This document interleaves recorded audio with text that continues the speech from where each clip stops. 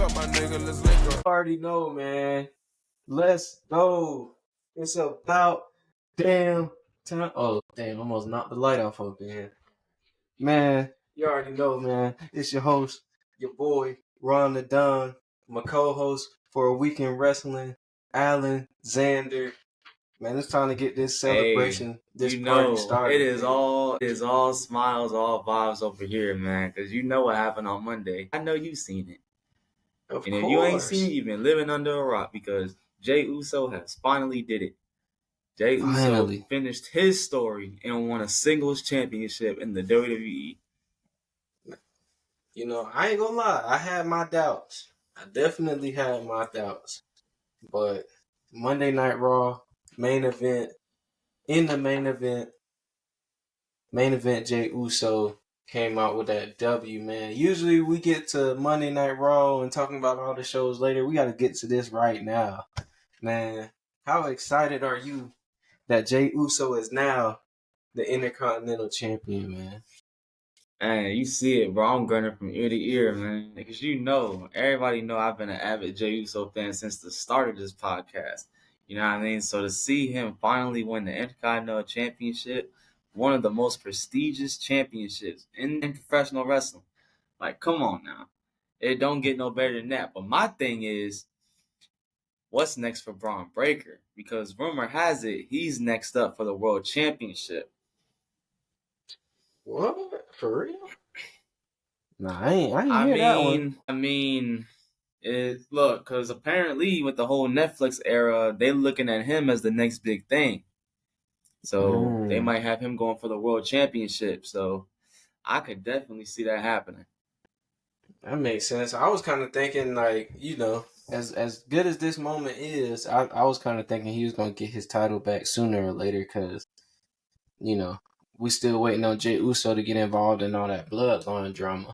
So, but see, it's a wait the and title see. change. The title change kind of did seem like a little quick, but at the same time, you never know. Because I mean, at the end of the day, it probably could be, you know, some backstage politics or something like that going on, because it did seem a little rocky. Maybe he wasn't fulfilling something, you know what I mean? Maybe they had plans, and I guess he wasn't fulfilling it, and they had him drop the championship. So, I mean, but it's so crazy. Not trying to break down, you know, kayfabe or anything like that, but when I went back and watched the match from the start, you can kind of see Jey Uso grinning really hard when the match started. And they usually find out the result of the match as they're going to the ring, most times. So I just thought that was a nice little. For the most part, yeah, like for the most part, they go over it.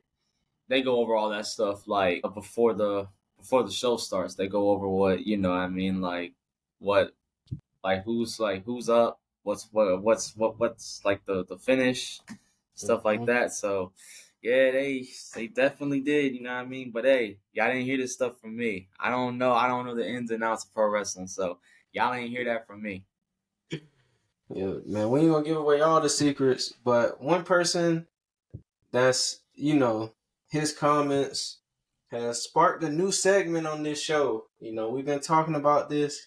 It's time to get into some Xander slander, ladies and gentlemen. Now, we already talked about Jey Uso winning that Intercontinental Championship. We had a man just a few weeks ago complaining about Jey Uso's booking, complaining that he should not be in a story with mommy, coming out and saying that he's like, mommy should congratulate Jey. Now he's all with it. He's all into it. He's happy for Jey. He's happy with the booking. And then not only was he said that, he also said that Jacob Fatu is being brought up and booked too fast as a main eventer. He should be booked, you know, at a slower pace. Of course, this guy I'm talking about and referencing is Rikishi. So Xander, this is your time in the podcast to do your thing. and go off. We need you to cut that promo on Rikishi. Let us hear it. Man, on the spot like that. All right, Rikishi, understand this. The wrestling community respects the hell out of you. When I tell you you've done it all, inside and outside the ring. Hell, you produced one of the best tag teams in WWE history. You know what I mean? But at the end of the day, you doing all this talking and saying all this, saying, "Oh, I need Jey Uso to be pushed better. Jacob Fatu's being pushed too." Which one is it, dog? Like, come on, man. You got to get with the program. Let Triple H cook. Let Triple H do his thing. Because at the end of the day, you ain't. I hate to say it, you ain't the booker. You ain't the booker. You're not the one, selling the tickets. You ain't the one that's putting the shows out. But like I said, who am I to talk? Because I am just him. I am the golden ticket, and I am Mr. All-in-One from the 631. Allin, Xander.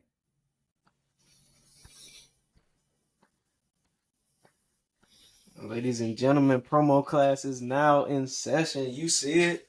That boy Xander, the future on the mic, in that ring, and it's still a line from CM Punk. Hell, maybe even in commentary. Ladies and gentlemen, Alexander. I mean, I do have a background in journalism, so the commentary thing isn't a reach now. Hey, that's what's up. Now, keeping it in the family, we're gonna go a little bit outside of WWE though. Zilla Fatu, no showing the GCW event. This had the IWC up in arms. Some people believe that it could potentially mean a move to NXT slash WWE. Some people feel like this act is actually a reason why he'll never be in WWE anytime soon. And not only has he shown GCW, he has also done it in ROW as well. What are your thoughts, if any, on these events circling Zilla Fatu? Man, see, that's a tough pill to swallow because I have been a very big supporter of Zilla Fatu. You know what I mean? Zilla Fatu You're is not actually, lying. like, honestly, believe it or not, Zilla Fatu was one of my dream opponents. That is someone that I would like to, get in the ring with when that time comes. But the him no showing is just, it's gonna leave a bad taste in like a lot of like indie promotions' mouths. You know what I mean? So a lot of indie promotions aren't gonna want to like book him because, hey, what if he no shows? You know what I mean? So, but he's still reality of wrestling champ. So I mean, I think he got some. He's still in good grace with reality of wrestling. But I'm sure Booker T gave him, gave. I don't know. I don't know what goes on behind the scenes. If it's not, like pertaining to me, I don't know what's going on behind the scenes with some of these wrestlers. I don't know what some of these wrestlers are going through, but I mean, hey, it's got to be a reason though, because I don't think because the person For that Zilla sure. shows, he presents himself the way Zilla presents himself on like, in front of a camera and stuff like that. I don't think he's that type of dude, but hey. I definitely respect it, man. Still sticking with outside of WWE, we're gonna get to some news. I guess it's not news. It's the whole situation has been kind of confusing. It was reported earlier in the week that the Lucha Bros was signing with WWE, but then reports came out that they're still under contract with AEW. What do you make of all this? Like I said, it's one of them situations where I'm at the point where it's one of them situations where you gotta just see it to believe it. Like, cause you got one story saying AEW, another story saying the WWE, and going back to the Zilla thing, there was also a report. I don't know how true it was, but it was also a report that AEW reached out. Mm. That's probably why he. There was a report saying that he signed, but that's a reach. I don't think he signed with AEW, No. but. Yeah, I mean, No. I mean personally, I couldn't see it, but if that's the route that he wants to go, they might have gave him some stuff that, you know what I mean, that suits him right now. So, but it's not to say that an AEW contract is not a shot in the foot from having chances with, World Wrestling Entertainment, because we've seen how, being AEW kind of helps some of them people go to NXT and, like the WWE, SmackDown, and Raw. Like, we've seen it already. Definitely. So, Yeah. I would be shocked if Zilla was in AEW. Now, I would respect I, it because, hey, you making a name for yourself in a different company opposite of all your kin, but I would be shocked. As far as yeah, I the mean, Lucha if you Brother, look at it, it's your own path. You live, you're yeah, craving your own path at the end of the day. So, I mean, I wouldn't bet against it. And his whole character is being like the main one. Like he's that one that everybody forgot about. Zilla Fatu. So, you know, hmm you can play it off like that. But back to Lucha Bros. yeah. For me, the Lucha Bros, I think it's gonna be a matter of time. We've already seen, them taken off of AEW TV. Pac is now in the John Moxley faction, so they're not with him anymore. There's really no referencing of the Lucha Brothers that I've heard or seen on AEW TV in a minute. So I think it's just a matter of time. But I think this is AEW also leaking the reports because if the Lucha Bros are still under contract for a few more weeks or months, they know that they could sue WWE for even talking about it or doing deals behind closed doors. So I think that's why you got that. Speaking of people jumping ship, it's been reported that Miro, or if you know in WWE, you know him as Rusev, is looking to leave AEW. Um, we haven't seen or heard from Miro in quite a long time. Whew. What are your thoughts on that situation? Man, people forgot about him, man. But I'm sure if he was to come back, you know what I mean? If the story makes sense or whatever they're trying to accomplish with him makes sense, go for it by any means. But I mean, it's a lot different now. You know what I mean? Like the WWE has changed a lot since Rusev or Miro has been there. So it's See, gonna take some getting used to with him, but I'm pretty sure he can adapt if he does go that route. But he could go, he could go the indie route, could go AAA, could go TNA. I was It's gonna not say I always would love to see him the in WWE. TNA. Yeah, TNA, and also if he does sign with TNA, that doesn't mean that he can never go there to WWE because because they're having that merger right now. So Mhm.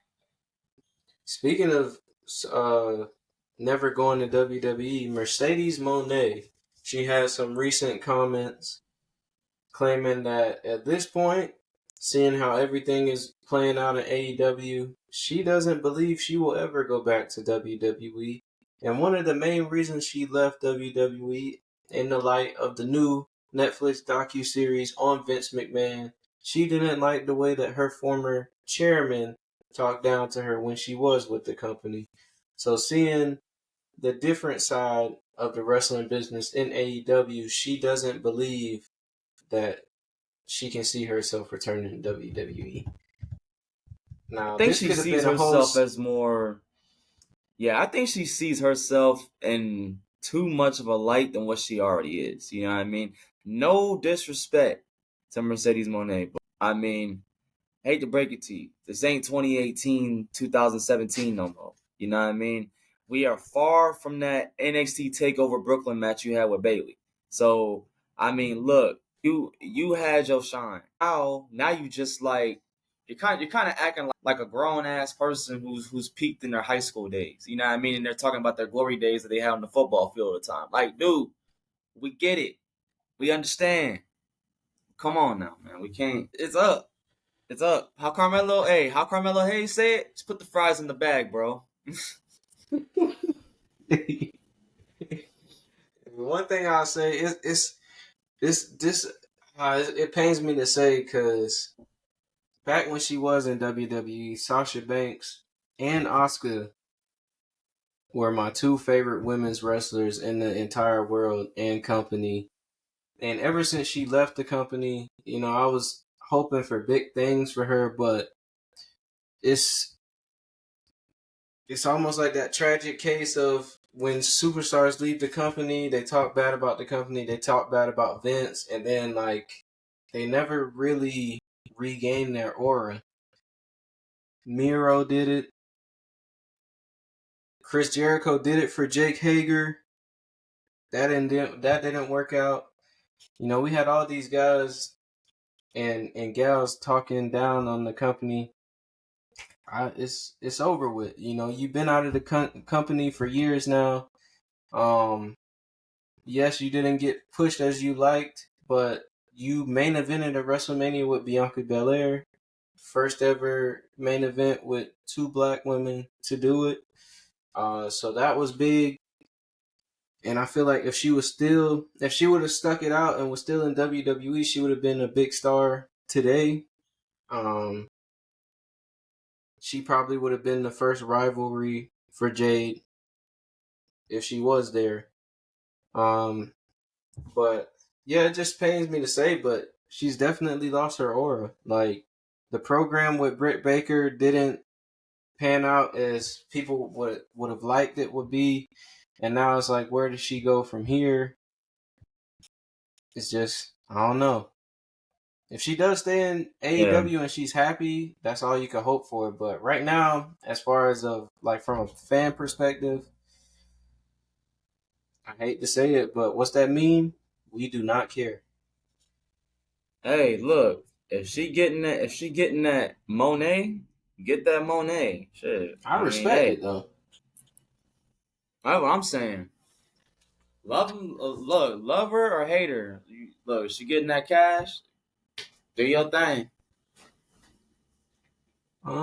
But speaking of, she wasn't the only one comparing AEW and WWE. Darby Allin came out and gave his opinion on what he views the comparison of AEW and WWE to be. And this one actually makes the most sense. He compared WWE to Taylor Swift, somebody who's, always looked to as probably the greatest in their profession or their genre, and has this cult following, this cult fan base or worldwide fan base. And, they're known for the glitz and the glam and all that. And then AEW is Slayer, a bit more cutting edge and more hardcore, hardcore audience, cult fan base. What do you think of that comparison by Darby Allin? I wouldn't really say that's the best analogy, but it gets the job done. I guess I just wouldn't use that analogy though. But hey, that's how you want to get your point across. How you get your point across. But all I gotta say is, and this is coming from a fan standpoint. Not This is not Alan Xander. This is Quincy Tony talking right now. All right. That man dropped his What I'm government. gonna say with that, the WWE will always be better than AEW. I said what I said. I said what I said. I said what I said. I mean, look who left AEW to go back to WWE, bro. We got names like CM Punk, Cody Cody Rhodes. Rhodes, Like, Jay come Cargill. on, man. Like, Hey, I'm this is laughing. just people that. I'm laughing because I definitely got to clip that up and make that into a TikTok. That's gonna get the IWC. That's gonna get them going crazy. I mean, hey. I mean, what can I say, man? It's not. I mean, a lot of people will agree with me though. Yeah, I mean, if they're smart enough. No Yeah, I offense to mean, if they've been AW watching, fans. I'm if they've just been watching the product, if they've been watching the product long enough, bro, to see the difference. You know what I mean? Because look, okay, let's just say, let me see. I think it was around like 2008, 2009 when they went PG. If you want to talk about from 2008 to like, let's say 2022, all the way from there, it's been doing this, right? For the first time in a long time, the WWE is going like this and staying there for a minute. It's no dips like that. You got Yeah. all this. Whereas like back then it was you had your good moments. I ain't gonna lie. Vince had as far as booking, Vince had some good booking, to an extent. To an extent. Some stories that he made, some stories he made was not that bad. I'm not gonna sit here and lie. But for the most part, where a lot of people started not watching the product, it was doing this. And then the thing that really pissed a lot of people off is the fact that he didn't know what to do with the NXT call ups. Yeah. Like I mean Finn that's Balor, still kind of going Samoa on Joe. today. I ain't gonna lie. That's still kind You of going think? on today. Yeah, I mean look at Blair Davenport.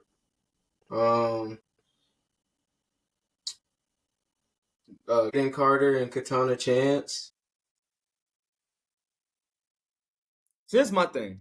You could make the argument for Ilya Dragunov, Dragon Lee. Mm.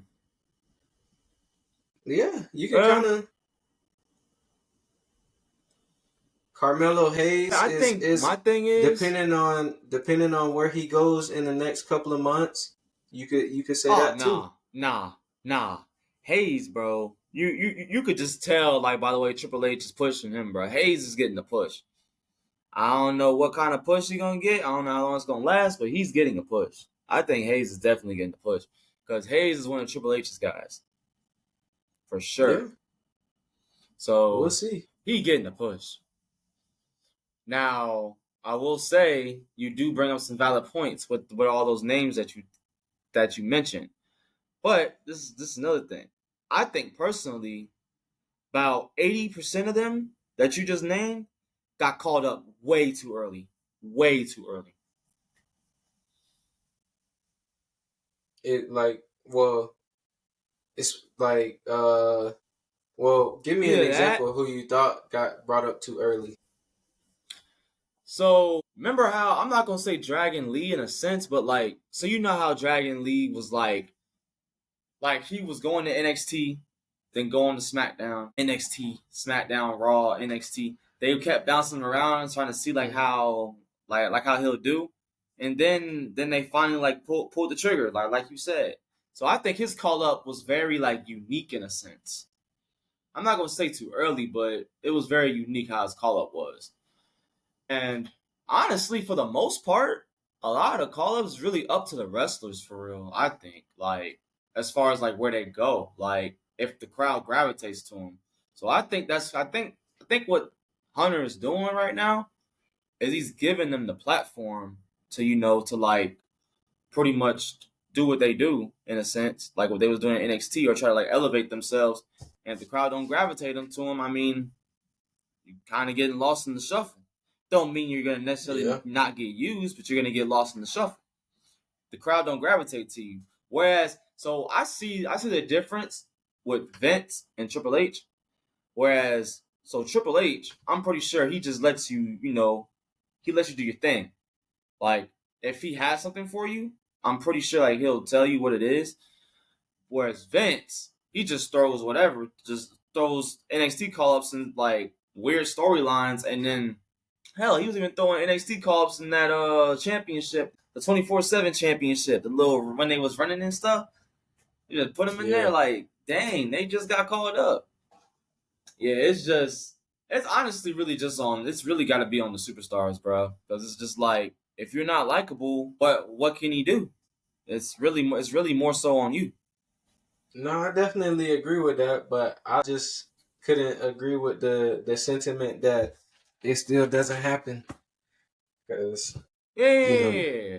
there are some people that you can make the argument that Triple H.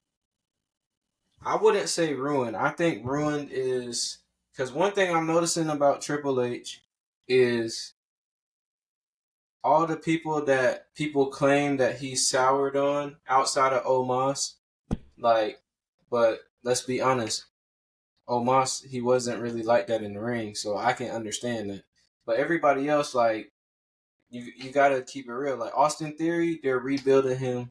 He's in a. If you're not paying close attention, he's in a storyline right now. Now who else? They said Braun Strowman. He's in a big program with Bronson Reed right now. Like, and this is one thing I've been wanting to say for a long time, and now I got the platform to say it. Wrestling fans, I gotta get close. Wrestling fans, there's a reason there are winners and losers. Not everybody can win. Not everybody's gonna get a push. Somebody has to be a loser. Look at the Brooklyn Brawler. Somebody has to be a loser. Not everybody gonna win. So just because somebody is losing and on a losing streak doesn't mean that their career is over and they're not getting pushed. I just want to say that. Hell, honestly, that's all perspective, because getting TV time is a push to me. That's what I'm saying. Getting TV time, hell, that's a push in itself. So I mean, Like, hey, if you getting put in segments, I mean, for instance, look at Chelsea Green. She loses all the time, but she's a big star. Well, not big star, but you know, she's on TV. She's a TV, like you right. can recognize her when she's on TV. Look at Naomi. Naomi came back. She hasn't really won anything like of notoriety, but she's still like somebody that's on TV. So she was on WrestleMania. Kevin Owens. WrestleMania spot. Kevin Owens has been losing back to back. Shoot, we can either take it this. Jey Uso has been losing every singles title match that he had until now. Like, that's basically what I'm trying to say. He's gonna have to lose in order to get the ultimate win later on. Everybody can't win every match. So Cody Rhodes lost at WrestleMania 39. Exactly. And we had to wait a whole year for him to finish his story, bro. Doing all these weird side quests, bro. Y'all just gotta be realistic. But we're gonna jump into the show reviews, man, starting with SmackDown. We're gonna get to Raw later. It was also announced that Raw and SmackDown, when Raw does move to Netflix, as we both anticipated, we said on this podcast, are both getting bumped up to 3 hours. So Raw and SmackDown will be 3 hours. So when you add that in with NXT, you'll have 8 hours of wrestling every week. Then you add in a PLE, that's 12 hours of wrestling every week. That's 12 hours of WWE wrestling a week. Yes. If you watch all wrestling, I ain't gonna lie, I commend you. It's hard to keep up, man. I try, bro. I really try to do it, but it's a lot. And that's a good thing. It's a good thing. It's wrestling for everybody. You know what I mean? It's wrestling for all kinds of fans. Like, so there's really no excuse. Like, if you're not watching something, then yeah, at this point you probably just not a wrestling fan. So at that not point, not to get too off topic, but I know we like joke, or actually we were being serious earlier about what we said about AEW, but we do support AEW because having that alternative is best for wrestling as a whole. So, you know, don't get that misconstrued. It's called tough love, ladies and gentlemen. It's called tough love. Shoot, I want to see AEW do good. I want to see them do because back in 2019 in the COVID era, I was watching more of AEW than I was WWE. Like, so it's not. I'm just, you know, we want them to do good. It's crazy how though. Like looking back though on the first episode of AEW Dynamite, the ending, bro, of like their biggest signing at the time. It's crazy. It's crazy. Like this name that I'm about to say, bro. Jake Hager, bro. I know. Low-key, when he came out, everybody popped, though. If you watch the clip back, they really popped for Jake Hager. I was like, snap. But they were always going to have that.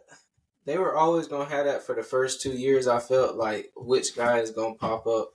But then with Tony Khan, he started overdoing it. So, yeah. Because at first, yeah, you're right. Because at first it was like snap. He's in AEW now. Dang, that's crazy. Yeah. Now it's just like, oh, he's in AEW now. Great, thank you. I guess. Exactly. It's like we almost like Ricochet, now. bro. Yeah. Like Ricochet, bro. I seen like his entrance on social media. I found out that he returned, but like, well, not returned, but signed to AEW through social media. I was scrolling on Instagram and I seen his entrance. I'm like, oh, okay, so the rumors are true. Ricochet is in AEW now. Yeah. And what do? You have him lose. Great. Yeah. But we gonna Like I said, man, I support it, man. Man, we're gonna move on to the better company anyway. WWE SmackDown. We saw LA Knight retain his title. We saw Giovanni Vinci lose again. We saw Bayley and Naomi both win a number one contenders tag team match for the WWE Women's Championship. We're getting a dumpster match between Chelsea Green and Michin. And Roman and Cody have dropped one of the best cinematic videos of 2024. What were your thoughts on SmackDown, Mr. Xander? I ain't gonna lie. That cinematic thing that they did, that kind of gave me Fast and Furious vibes, low key. That camera work. I was like, man, hold on. They cooking with this. Shout out to Jeremy Borash. But that segment, though, it really did show Roman Reigns is like, how do I say this? Vulnerability. Him asking Cody Rhodes, what do you want? When he asked that, I'm like, bruh, we really going there. We really going the route that Roman Reigns really has nothing, and he's going to Cody Rhodes for help. Like, dang, bruh. We're going there. So, honestly, this could be a really good thing to plant seeds for another match with Cody and Roman. Okay, yeah, we definitely get number 3. Yeah. Yeah. But not even asking him what does he want, but what he said at the end, you're standing in my way. You're standing in my way in life. So that was a very interesting choice of words. Them boys cooking, bro. I'm telling you. And you know what's crazy? Just in Georgia, not that far from Atlanta, not that far from the Georgia Tech University. And they were filming that. I should have video bombed. Dang, that's crazy, bro. Could have went in there with a damn link up shirt, bro. Man, what? Watch the link up. There you go. Nah, that would have been crazy. Or what you could have did was you could have popped up in there with that one shirt. That's my Michelle. Shout out Shannon Sharp. Shout out that boy Shannon Sharp. Man, they ain't respond to my DM, but we gonna make it happen. That's my Michelle. But man, somebody who was being messy on SmackDown, I noticed, was that boy Byron Saxton. He was trying to get KO's thoughts on this cinematic video of Roman and Cody, because this whole time, as you alluded to it on the last pod, Kevin Owens been helping Cody fight against the bloodline this whole time. And now Cody is taking upon himself to team with Roman Reigns against the bloodline. And at the end of the main event, it ended in a DQ. Cody came out to save. KO was having a lot of doubts. Where do you see this going? Now, before I give my take on that, I gotta talk about that finish. SmackDown. What happened? Why is the DQ a result of Tama Tonga pulling Kevin Owens out the ring? How is that a DQ? There was no chair. There was no sledgehammer. There was no kendo stick. There was not even a slap to the referee's face. Y'all DQ'd him from pulling him out the ring? A typical wrestling move. You already know that there was running out of time. You're like, you know what? Let's wrap this up. We going home. But I will say, though, that they planting them seeds, though. They planting them seeds for Kevin Owens to do what I think he's going to do. And when it happens, I don't know how the crowd going to take to it, but it makes sense as to why you could see him doing it. It makes perfect sense. This is what I would do, though. This might sound crazy, but this would be fire. I feel like this is all setting up for War Games. Um, Now I could see Kevin Owens and Randy Orton and Cody Rhodes being on the team. Then Roman joins them. Then Cody and KO cancel last minute. And then what you could do is you bring in the Usos.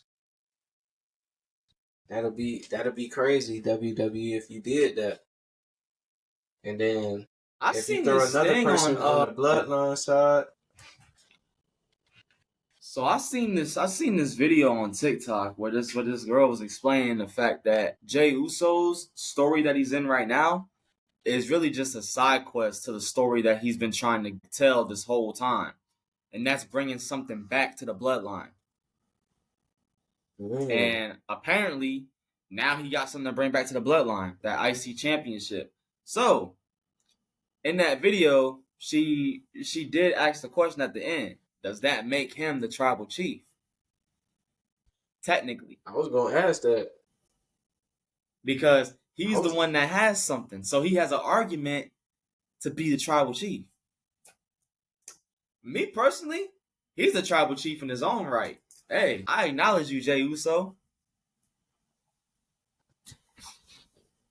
Didn't he have a shirt that said the only chief at one time? When he I first think broke away so. from the group? Yeah. I believe I could so. But I will be right back. I think my damn laptop is about to die, so I need to get that charger. oh man. Well, it's time for your weekly 101 with yours truly, Ron the Don. I love and appreciate all of y'all for watching this pod, supporting, man.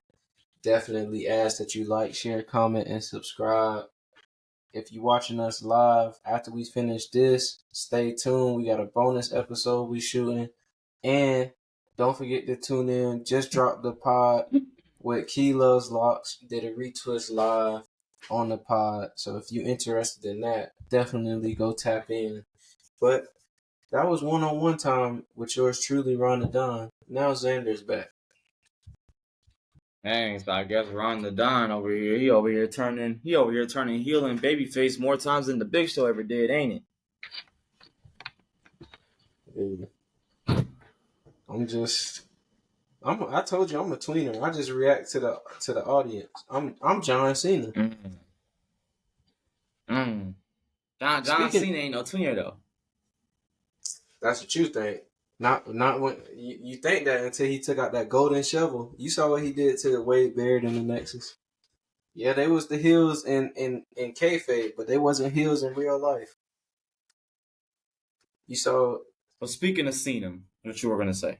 Speaking of John Cena, it's rumored that a part of his farewell tour, WWE could be cooking up a potential John Cena and Logan Paul dream match, if that's what we want to call it. What's your reaction to that? I mean, I guess you can call it a dream match because Logan Paul has said it on numerous occasions that he wants to wrestle John Cena. So, in essence, that does make it a dream match because that's something that Logan Paul dreams about. So, in essence, it makes it a dream match. So, yeah, I mean, I could see that cooking. But my question to you is, who goes over in that match? That'd be tough. It depends on timing. Like if we talking about WrestleMania, definitely John Cena. But if we talking about I towards need the my tail end yeah. of the farewell tour, I'm gonna have to go with Logan Paul because Cena's losing on his way out. I don't see him winning on his way out. Nah, I see Cena win on his way out. And this is Quincy Tony coming back in the chat again. Quincy Tony entering the chat. But, and this doesn't count as a prediction, as a fortune teller prediction. This is just something that I want to see. John Cena will be winning his 17th World Championship on his way out. He gonna vacate that damn thing. I'm Yeah, playing. that's not happening. Nah, he already kind of.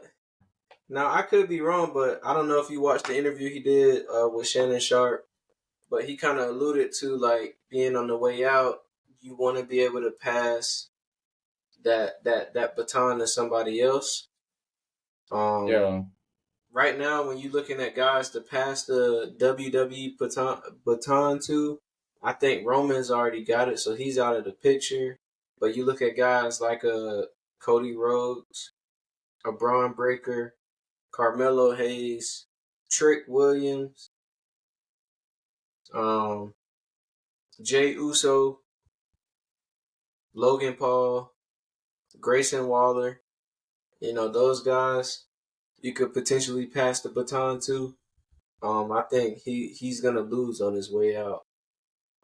Oh, we're Kurt Angle definitely getting did a it John Cena versus Grayson Waller match. for sure. But nah, look, we're not even gonna mention that Baron Corbin versus Kurt Angle match. We're not even gonna mention that, bro. Cause me personally, I think that match, bro, Vince McMahon did my boy Kurt Angle bogus Bogus as hell. with that because first off, he a Hall of Famer. At the time of that match, he's a Hall of Famer. And you have him lose like that on his farewell match at And the WrestleMania that was known for the big LED screen as your bruh. That's crazy, man. I still it's a lot of things that I really have not. That's why I said, dude, like it's good to have an alternative because there's still some things that I'm still shaking off from what Vince did, bro. gave you PTSD, huh? Yes, bro. I ain't forget. Look, man, I ain't forgiven for a lot of stuff that he did, man. As far as booking Man, wise, well, I ain't never gonna forgive him for 2018 through 2020 Monday Night Raw because that was like the worst Monday Night Raw span in history. did you see any of the Monday Night Raws? Like, did you ever go back and watch them? No, hell no. I can't do it, Knew it bro. was over when Bobby Lashley when they brought out his three sisters. I knew it was over then. I was like, yep. I literally like this was the first time in my life since I started watching wrestling where I went consecutive weeks without watching Monday Night Raw. I kid you not. The only thing I used to watch was NXT because there was NXT Black and Gold because they had Velveteen Dream, Aleister Black, Adam Cole, those guys. NXT UK because they had Walter, who we know now as Gunther, Pete Dunne, Tyler Bate, and SmackDown Live. That was when Shane McMahon was the best in the world. But Yeah. I actually stopped watching Monday Night Raw. Like, I ain't gonna lie. Back then, it was low key cringe to be a WWE fan, bruh. yeah, Like, because you could not you defend got it. caught. You got caught watching that. They like, what the heck? What the hell is this? You can't defend it, man. You gotta just be like, look, man. Look, It man. was I'm here bad. for a long time. I'm here for a long time. Not a good time right now. It's definitely been some ups and downs, bro. Definitely. But we're gonna jump into the ups. Monday Night Raw was crazy. The show started off crazy with Bronson Reed and Braun Strowman still battling. We also found out that Dominic Mysterio was gonna be hanging up in a shark cage by the time Bad Blood rolls around. Dragon Lee finally won a match. He defeated Carlito. Karrion Kross is getting in Miz's ear. Reed and Braun Strowman almost tore down the arena. It was announced that next week we getting a last man standing match, and they had a fire video package for that match. We also got a little teaser with the quote "Fate is woven." It's speculated that this could signal the return of the Viking Raiders. We got a fire promo from Damian Priest. New Day lost against American Made, and Xavier Woods went crazy on Rey Mysterio. And of course, as we started off the show, you already know your boy Jay Uso is your new Intercontinental Champion, defeating Braun Breaker in the main event of Monday Night Raw. So, Xander, what were your thoughts on this episode of Monday Night Raw? A lot to take in. But one thing I will say, Dominic Mysterio being hung up on in a cage, bruh. In a shark cage. Just because you just can't you cannot stay out of their business. So you know what? They gotta raise you up high. And even that might not even stop him, to be honest. Cause you know Dom, he got something plotting for everything. Hey, But as that boy far as Dom been everything else behind that bars happened, before. oh yeah. Yeah, he used to it, he'd be alright. But I still can't get over the fact that Jey Uso finally did it, man. That was the highlight of the night right there. I even seen a video on Facebook where a little kid, right? Probably about like 5, 6 years old, had the same haircut and everything as Jey Uso, bro. He won the title. Kid started crying, bro. Tears of joy. I'm like, you know what? That stuff right there, bro. That's why like I pursue this. You know what I mean? I pursue to be a professional wrestler because I want to pour emotion to people like that. You know what I mean? I want a kid to be happy, when he see me win my first championship or something. You know what I mean? So that's why stuff like that is why I do what I do. Is why I'm striving to be a wrestler right now. So, but yeah, man, Raw, very solid. Definitely, this Monday Night Raw was crazy. I'm actually excited for the next Monday Night Raw. I think Bronson Reed and Strowman gonna tear down the house. Um, American Made finally won a match since they became American Made. Well, they did beat the old Alpha Academy, but that don't count. And Xavier Woods, They count. They a tag team. That don't count. bruh, they a bummy They not tag legit. team. Nah, they bummy. They not legit no more.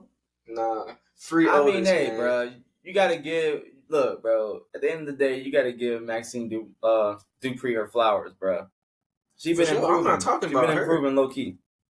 She We part of all my know. Alpha Academy though. We all know Akira Tozawa holding down the group. Hell, you know what? I'm gonna say it right now. Akira Tozawa for World Heavyweight Champion, bro. Right now, push Akira. Yeah. So in other news, ladies and gentlemen, I think that promo by Damian Priest, the My Brother's Keeper promo, that was like one of the best promos he ever cut. And Xavier He's Woods, been improving a lot on the mic. for sure. And Mm-hmm. Xavier Woods, man, I can't wait for this turn. But I was thinking, and I wanted to ask you this on the pod. Do you think, I don't think so, but do you think WWE is potentially swerving us and that Xavier Woods won't be the one that's turning heel, but it will be Kofi Kingston turning heel? Yeah, I could see that definitely. Cause I mean, look, Kofi Kingston, he ain't trying to be the one on that side of the stick. You know what I mean? So he gonna try to get him first. Mm-hmm. And then what's gonna happen is he gonna say, "I see it a mile away. You've been plotting against me, this, that, and the third." And then Kofi Kingston be that one to turn heel. Honestly, Kofi Kingston could use a refresh. So, cause I don't think he's ever been heel before. Well, he was heel in the New Day Yeah. when they was little heels, you know what I mean? But he wasn't really like a heel. He was one of them like cowardly heels. You know what I mean? In the New Day, they was like the cowardly heels. So, I mean, this could be a refresh for Kofi. He ain't really Definitely. got. Who knows how much time he got left in WWE? You know. For sure. And I could definitely see it. And the reason I can see it too is even though I don't think it's gonna happen, but I can see it happening based off of Xavier Woods is not wrong. Last week he had the match won. The LWO interfered because Kofi Kingston told him to. Kofi Kingston has been making decisions without consulting Xavier Woods. So if you ask me, Kofi Kingston the one trying to sabotage the group. But hey, as we always say on this show, we are not bookers. Not a booker. So, Nope. some other wrestling news before we get on out of here. We saw Stephanie Vacure show up on NXT. Says she's waiting on the other side. Of course, NXT is set to debut on the CW network this upcoming week. Um, So that's gonna be exciting. Whoever wins out of Roxanne and Julia, they're gonna have to run into her. And then, as we're recording this, AEW Grand Slam is happening. But next week on AEW, we're getting the highly anticipated rematch of Ricochet versus Will Ospreay. Now, what are you expecting from this match? From Will Ospreay and Ricochet, Mm-hmm. I'm expecting a banger. To be honest, I'm expecting a banger because Okay. them boys can fight. Them boys can fly. Let me say that. Them boys can fly. So you're gonna see a lot of high fly, fast paced action. So if you into that, watch that match because that match definitely gonna be fast paced for sure. Definitely. And also, we saw Seth Rollins at the Bears and Colts game getting thrown over the guardrail by Ty Hilton and then kicked out. What were your reaction when you saw this video? Man, that security guard could have let him back up to his seat. Like, come on, man, that's Seth Rollins. He ain't no streaker. So I mean, hey, he ain't doing nothing. All he had to do is just put him back to his seat. I mean, did he really get kicked out, or did they end up putting him back to his seat, or did he really get kicked out? Well, I Like, don't know. how'd that go? I don't watch the Bears or Yeah, the Colts. So, yeah, I'm a Ravens fan, so I don't know either. shout out to them. I'm going to need y'all to knock them boys off this Sunday. But before we head on out of here, anything you want to say to the lovely people? Oof, man, I'm just preparing for this double header that Wildcat Sports is putting on. October 5th and October 6th, we got 2 shows. So that's gonna be something right there. So I will have more details next episode, so stay tuned for that. But other than that, follow us on all social medias, and that's it. I'm Xander. This is Ron the Dom. You like that? Yeah.